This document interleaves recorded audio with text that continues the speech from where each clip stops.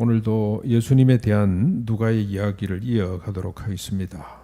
오늘 18절, 7장 18절부터 마지막 절 50절까지 내용이 되겠습니다. 먼저 18절에 보시면 요한의 제자들이 옥에같이 있는 요한에게 그동안의 예수님의 행적을 알려드립니다. 병든 자를 고치고 귀신을 내쫓고 죽은 자를 살려내고 그리고 제자를 부르시고 무리에게 설교하신 내용들을 아마 소상히 전했을 겁니다. 19절 제자들의 이야기를 다 들은 요한은 뜬금없게도 제자들 중 두 사람을 보내서 예수님께 물었습니다. 오실 그가 당신 맞습니까? 우리가 다른 일을 기다릴까요? 요한에게 의문이 생긴 거죠. 이분이 내가 세례를 베푼 그분이 맞나? 혹시 내가 사람을 잘못 본 게 아닌가? 라는 심각한 의심이 생겼습니다. 요한은 누구보다 예수를 잘 알았고 아는 것만큼 기대가 컸습니다. 나는 기껏 물로 세례를 주지만 그는 나보다 더 능력이 있어서 성령과 불로 세례를 베풀 것이다. 그래서 나는 그의 신발끈을 푸는 것도 감당할 수가 없다라고 증언을 했습니다. 그리고 요한은 예수님이 세례를 받으실 때 하늘에서 성령이 비둘기같이 그에게 임하는 것도 보았습니다. 뿐만 아니라 이는 내 사랑하는 아들이요 내 기뻐하는 자라는 하나님의 음성을 직접 듣기도 했습니다. 그뿐만이 아닙니다. 사역을 시작하면서 예수님이 외쳤던 때가 찼고 하나님의 나라가 가까이 왔다는 일성을 생생히 기억하고 있었습니다. 이런 요한에게 오실 그이가 당신 맞습니까? 우리가 다른 일을 기다릴까요? 라는 질문이 생겼다는 것은 상당히 실망했다는 뜻이겠죠. 23절을 미루어 보건대 23절 내려가서 보면 23절을 미루어 보건대 실족할 수준이었습니다. 이 실족한다는 것은 걸려 넘어진다, 자빠진다, 시험에 든다, 죄를 범한다 하는 말하고도 같은 말입니다. 요한에게 왜 이런 의문이 생겼을까요? 우리가 이 부분에 있어서 좀 잠시 멈추고 이야기를 멈추고 이 생각을 좀 해야 됩니다. 왜 요한은 이런 의심을 갖게 되었을까? 요한이 보기에 예수님은 하나님의 아들이심이 틀림없었습니다. 병든 자를 고치고 귀신을 내쫓는 것은 그렇다 치더라도 네 죄 사함을 받았다고 선포하는 일이나 장래 행렬을 멈춰 세워놓고 죽은 자를 살려내시는 일은 하나님의 아들이 아니고서는 절대로 불가능한 일이기 때문에 그렇습니다. 예수님은 선지자들이 예언하고 자신이 증언한 바로 그분 메시아가 맞습니다. 그런데 그분의 가르침으로 가보면 시원치 않은 부분이 너무나 많습니다. 이해가 잘 안 되고 납득이 잘 안 됩니다. 그분의 가르침, 천국 복음이라는 것이 이런 거잖아요. 가난한 자가 복이 있나니 하나님의 나라가 너희 것이다. 지금 줄인 자가 복이 있나니 너희가 배부를 것입니다. 지금 우는 자는 복이 있나니 너희가 웃을 것이다. 인자로 말미암아 사람들이 너희를 미워하고 멀리하고 욕하고 버릴 때에는 복이 있나니 하늘에서 상이 클 것이다. 라고 말씀을 하셨습니다. 이뿐만이 아닙니다. 화 있을 자에 대해서도 선포하셨습니다. 지금 부유한 자는 화가 있으니 너희는 위로를 이미 받았느니라. 지금 배부른 자는 화가 있으니 너희는 줄이리라. 지금 웃는 자는 화가 있으니 너희가 애통하며 울리라. 모든 사람에게 칭찬을 받는 자는 화가 있으니 너희 조상들도 거짓 선지자들에게 이와 같이 하였느니라. 또 있습니다. 너희 원수를 사랑하며 너희를 미워하는 자를 선대하거라. 너희를 저주하는 자를 위하여 축복하며 너희를 모욕하는 자를 위하여 기도하라.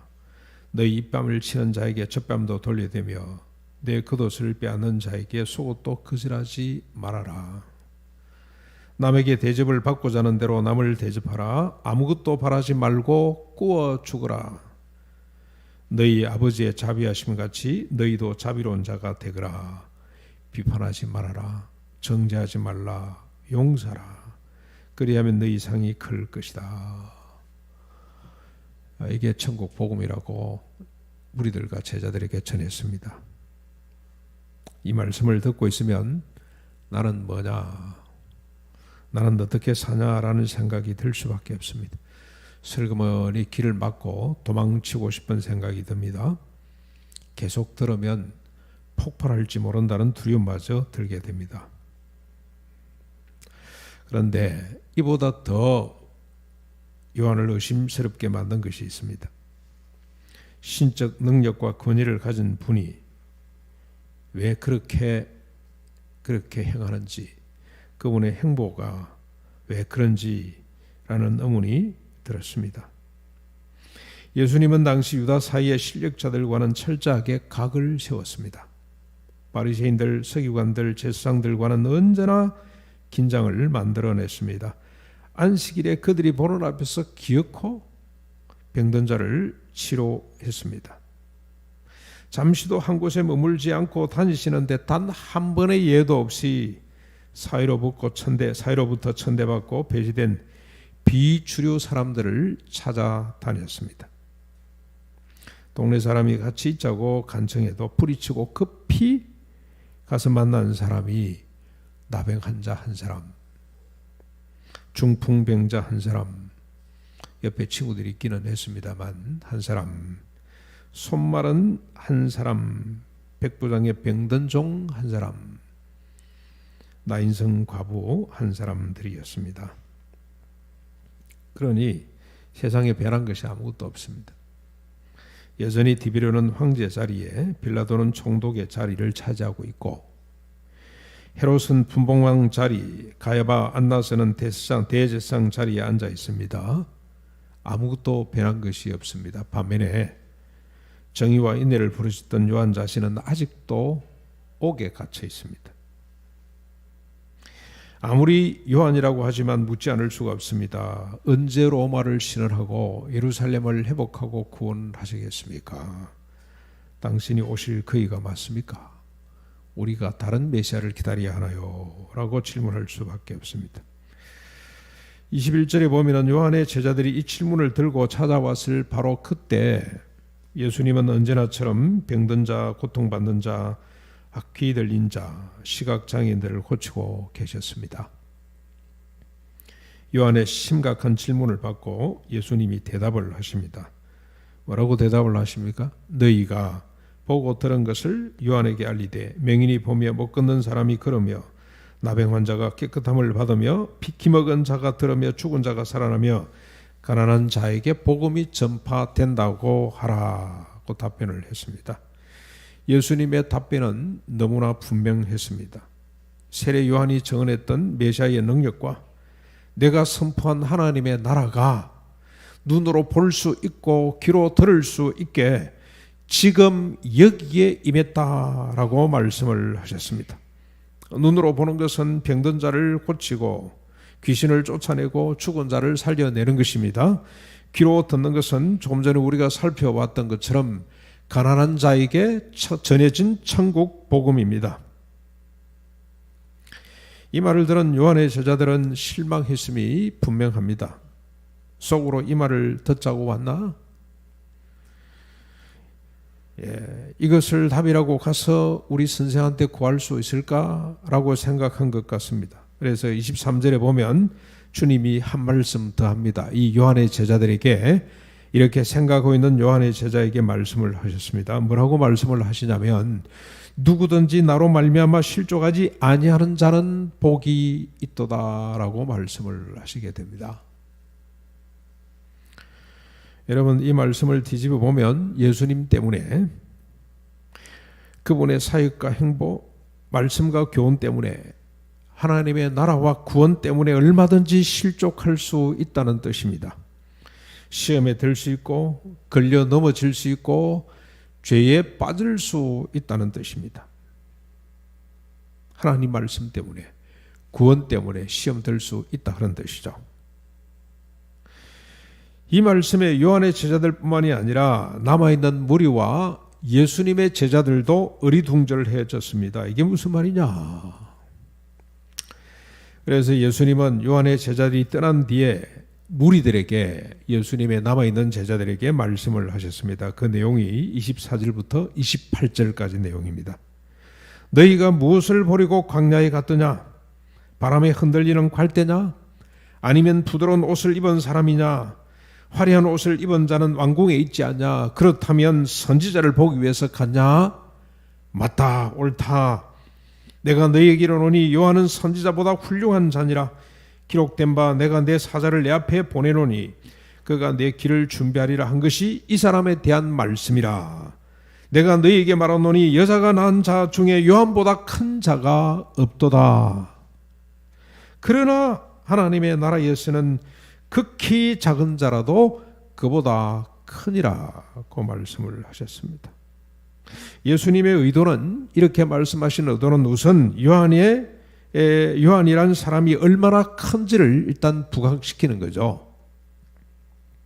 요한은 여자가 낳은 자 중에 가장 큰 자입니다. 인류 역사상 아담과 하와는 여자가 낳지 않고 하나님이 직접 만드셨기 때문에 죄를 하고, 여자가 낳은 사람들, 예수님까지 포함해서 여자가 낳은 사람들 중에 가장 큰 자라고 그렇게 정의를 합니다. 그러나 천국에서는 어떻습니까? 가장 작은 자도, 여기 가장 작은 자는 최상급입니다. 아무리 작은 자라도 요한보다 큽니다. 천국 복음을 듣고 성령과 불로 세례를 받아므로 하나님의 백성이 된 자는 아무리 작은 자라도 세례 요한보다 큰 자가 됩니다. 여자가 낳은 자 중에 세례 요한보다 큰 자는 예수님밖에 없죠. 예수님도, 육신을 가지신 예수님도 마리아의 몸을 통해서 나셨기 때문에 여자가 낳은 자입니다. 여자가 낳은 자 중에 요한보다 큰 자는 예수님밖에 없습니다. 그러므로 천국에서는 아무리 작은 자도 예수님처럼 인격과 존재에 있어서 예수님과 동급이 되는 겁니다. 요한과 사람들의 의심과 불만은 왜 예수님이 하찮은 일에 시간을 낭비하느냐였죠. 이에 대한 예수님의 답변은 손마른 자 한 사람, 세리 한 사람이 나만큼 존귀하다입니다. 세상의 모든 인간은 있음만으로도 존귀하다입니다. 그런데 중심부 사람들은 메시아를 필요치 않았습니다. 이렇게 생각할 수가 있죠. 그러면 왜 꼭 모든 인간이 다 존귀하다면 왜 그렇게 병든 사람들, 사회적으로 소외받은 사람들, 그리고 비주류 사람들만 찾아다니셨냐라고 우리가 질문을 할 수가 있어요. 그런데 여러분 어떻습니까? 중심부 사람들은 메시아를 필요치 않았어요. 오히려 질서를 어지럽히는 자로 매도하고 제거하려고 했습니다. 예수님을 그들은 만나기를 원치 않았습니다. 예수님을 졸졸 따라다닙니다만 예수님으로 말미암아 말씀을 듣고 예수님으로 말미암아 천국을 배우기 위해서가 아니고 시비거리를 찾기 위해서 따라다녔지, 그분을 존경해서 따라다니는 건 아닙니다. 그러나 주변부 사람들이죠. 주변부 사람들은 메시아를 목마른 사슴처럼 사모했습니다. 그러므로 예수님의 행보는 시간 낭비가 아닙니다. 천국 가치에 목마른 자들을 찾는 목자의 돌봄이었습니다. 병든 자를 찾아가는 의사의 진료와도 같았습니다. 이것만으로 예수님만큼 존귀하다는 이 가치에 눈을 떠야만이 하나님의 나라를 볼 수가 있습니다. 구원이 무엇인지를 깨닫게 됩니다. 그래서 이 가치는 천국의 복음으로 산 위의 동네처럼, 등경 위의 등불처럼 온 세상에 드러나져야 됩니다. 우리 8장에 보면은 천국 비유가 많이 나오죠. 여기 보면은 산 위의 동네도 나오고요. 그 다음에 등경 위에 밝히 빛나고 있는 등잔에 대해서, 등불에 대한 비유도 나왔습니다. 등불을 켜서 말 아래, 등경 밑에 마룻바닥에 두지 않고 높은 곳에 두는 것처럼 있음만으로 존귀한, 예수님만큼 존귀하게 된다는 이 천국의 가치는 온 세상 가운데 높이 들려서 빛나야 된다는 뜻입니다. 예수님의 이 말씀, 이 진리와 가치 선언에 대한 사람들의 반응이 궁금합니다. 29절 30절입니다. 29절에 보면은 모든 백성과 세리들은 이미 요한의 세례를 받은지라 이 말씀을 듣고 하나님은 의롭다고 합니다. 요한의 세례를 받은 자들은 자신이 죄인임을 깨닫고 고백한 자들이죠. 사회적으로 소외되고 무시당하는 자들이 대부분이었습니다. 그들은 이 가치, 주님이 선언하신 이 가치, 천국 가치를 하나님의 의로 인정했습니다. 예, 하나님 맞습니다. 당신의 뜻이 옳습니다. 그런 뜻으로 받아들였다는 겁니다.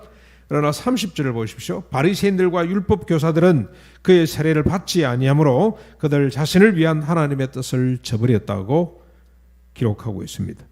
요한의 세례를 받지 않은 사람들은 우리가 잘 아시는 것처럼 스스로 의롭다고 생각하고 선언한 자들이죠. 그들은 이 가치에 동의하지 않습니다. 결과 자기들을 위한 하나님의 뜻을 저버리게 되었습니다. 예수님은 안타까운 심정으로 이 가치에 눈을 뜨지 못하면 어떤 사람이 되는지, 어떤 세상이 되는지를 계속해서 밝히고 있습니다. 그것이 31절로 35절까지인데 뜬금없이 주님께서 이 이상한 비유를 하나 드셨는데요. 그걸 우리 자세히 한번 살펴보십시다. 31절에 또 이르시되 이 세대의 사람을 무엇으로 비유할까? 무엇과 같은가? 비유하건대 아이들이 장터에 앉아 서로 불러 이르되 우리가 너희를 향하여 피리를 부르도 너희가 춤추지 않고 우리가 곡하여도 너희가 울지 아니하였다 함과 같도다. 세례 요한이 와서 먹지 아니하고 마시지 아니하며 너희 말이 귀신 들렸다 하더니 인자가 와서 먹고 마시며 너희 말이 보라 먹기를 탐하고 포도주를 즐기는 사람이요 세리와 죄인의 친구로다 하는구나.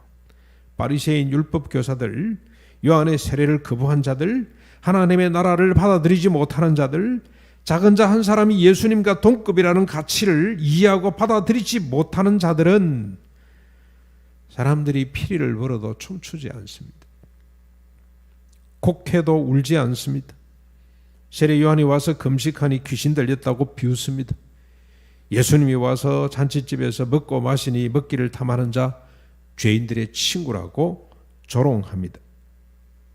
이들은 타자를 조금도 이해하거나 배려하지 않습니다.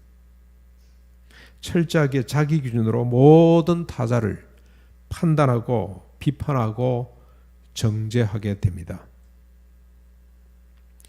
이들이 좋아하는 사람들도 있습니다. 8장 18절에 보면은 종말이 되면 어떤 현상이 벌어집니까? 종말이 되면 있는 줄로 아는 자, 착각하는 자들이죠. 있는 줄로 생각하는 자들은 있는 것까지 빼앗기게 된다라는 표현이 있습니다. 이들도 좋아하는 사람이 있고 사랑하는 사람이 있다고 그렇게 착각을 해요. 그 사람들이 어떤 사람들이냐면 자기 중심에 맞는 사람들입니다. 자기 기준과 판단에 길들여진 사람들입니다. 그래서 이 사람들이 좋아하고 사랑하는 사람들은 인간의 길을 포기한 사람들이 많습니다. 그 기준에 맞춰 살다 보니까 마치 사형 선고를 받고 죽을 날을 기다리면서 감옥에 갇혀 있는 사람과 꼭 같습니다. 여러분, 우리가 정인이를 봤죠. 정인이가 그 양부모 밑에서 너무너무 고통스럽게 살다가 죽기 직전에는 체념해, 체념. 엄마 아빠 그 수준에 맞춰서 그냥 살아버리니까 체념하는 거죠. 아파도 울지도 못하고 배가 부러지고 붓고를 몇 번 반복하는데도 이거 울질 않는 겁니다. 체념한 상태죠. 그걸 사랑한다라고 그렇게 생각을 해요, 사람들은.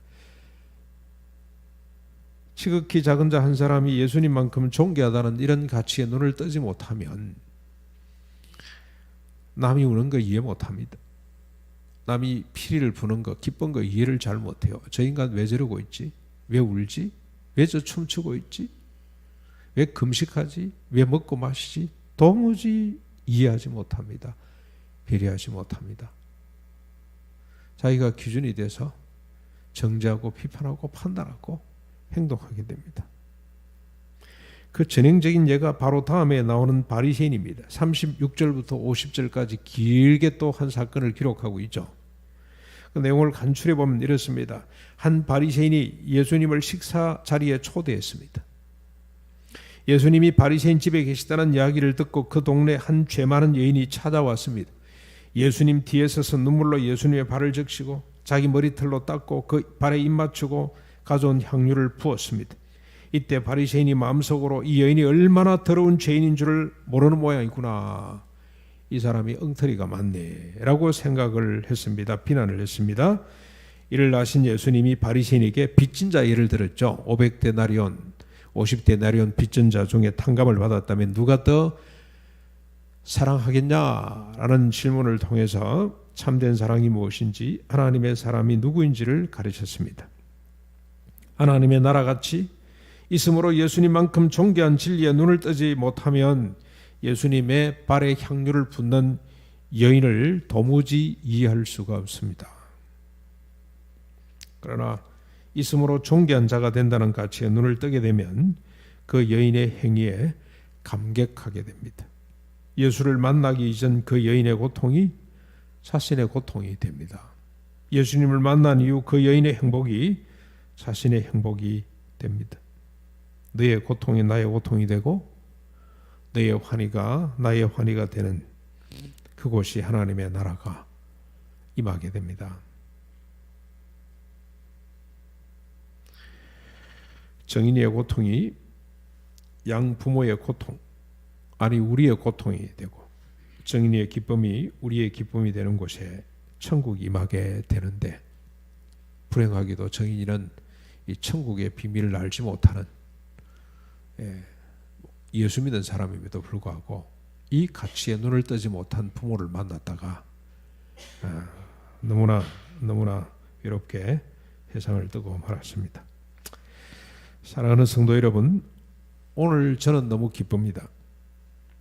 여러분은 지금까지 가치를 알고 실천하려고 최선을 다해 왔습니다.